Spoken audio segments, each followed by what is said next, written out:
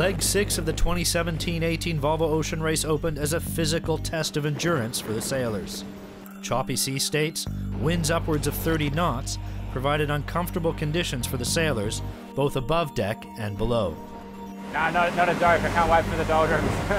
All my gear's soaking wet, so I'm looking forward to getting everything nice and dry and kind of recharging the batteries. But just over a week into the leg, as the physical conditions eased, the mental pressure started to ratchet up. Team AkzoNobel and Sun Hung Kai Scallywag capitalized on an earlier decision to take an inside track on the leading quartet, finding better winds and making faster daily runs, moving them up the rankings to the head of the fleet. It's super long way to go, of course, but it's fantastic to lead. And I mean, it's always better to lead than to follow. But now with the upcoming areas we're going to sail into around the equator with lighter winds, into the doldrums, it's a big challenge for us because you make choices and basically the guys following you can see if they work out or not. So that's always then you're a bit of a vulnerable spot, but we'll see. In contrast, Mapfre and Dongfeng Race Team, first and second on the overall leaderboard, locked into their own private match race.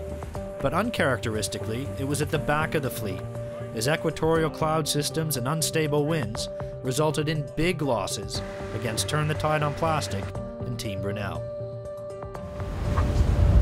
Not at a good position, I think we should be more east, but so we follow Mapfre, and for the first time you make a really bad choice, I think.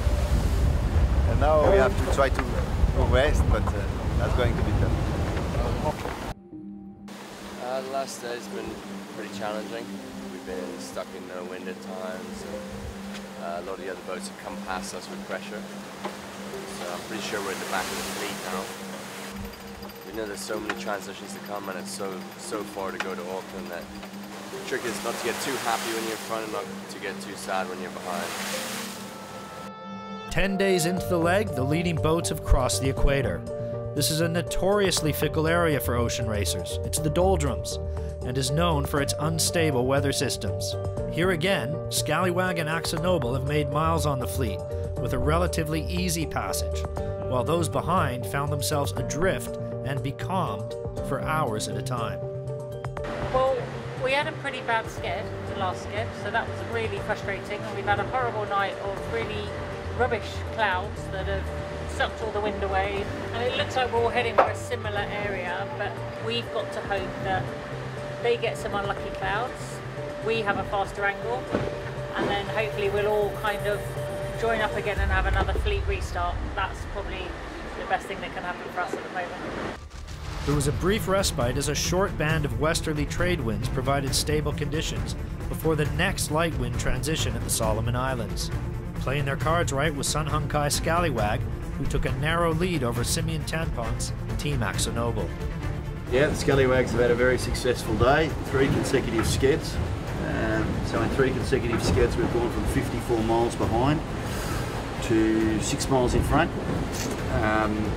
But we've got a lot of light air we've got to get through, and XO are only 6 miles behind, so yeah. 2 boat runs. Keep it rolling. Keep it rolling, son. Yeah. 12 days into the leg and the psychological pressure was higher than ever, with the fleet compressing once again. The leaders were looking nervously over their shoulders at the chasing pack, closing down the hard-earned gains of the past week. Bauer Becking's Team Brunel continued to rack up big numbers, extending their advantage over 4th place Turn the Tide on Plastic, and positioning themselves within striking distance, less than 10 miles behind their Dutch rivals on Team AkzoNobel. Our next obstacle is really to get out of the doldrums, which will be near the Solomon Islands coming up.